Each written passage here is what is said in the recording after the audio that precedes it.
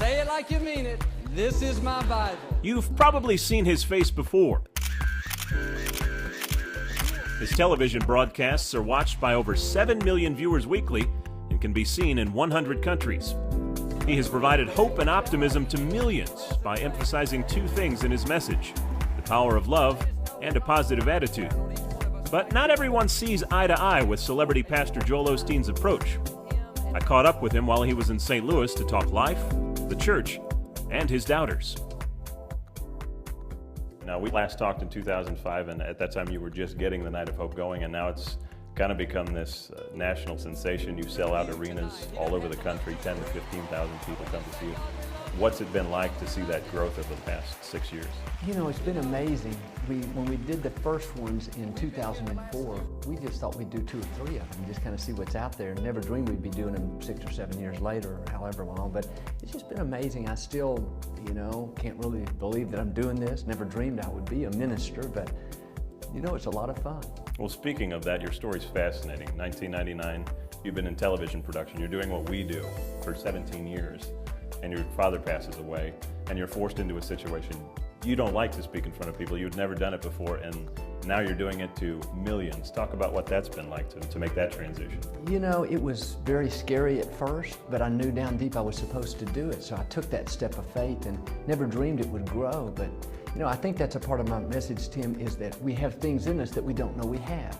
And if it hadn't have been for God, somewhat pushing me into this position, I'm sure I would still be doing production. I mean, that's where I was comfortable, but yet, there was other things in me. So that's why I like to encourage other people. You don't know where God's going to take you. I think we've all got gifts and talents that we've not yet tapped into. So that's why it's easy for me to encourage people to believe you can rise higher and accomplish your dreams. And even though, I had to hold on to the podium the first, few months or years even, I was just so nervous. But, once you do it, you get over it.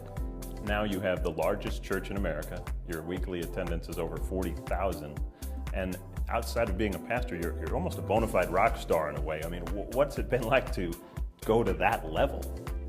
When my dad went to be with the Lord, we thought if we could just keep the church going, we'd be doing good. We didn't even think about growth. And when we saw it begin to take off, it was just like, you just stand in amazement. And, just the different things, from the books to the stadiums and all these things. I don't know.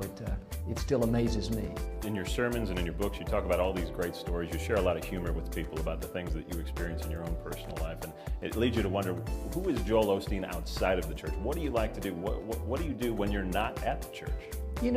I hang out at my house with my kids. I love to play sports, throw the football. Grew up playing sports and basketball, still play a little bit of basketball.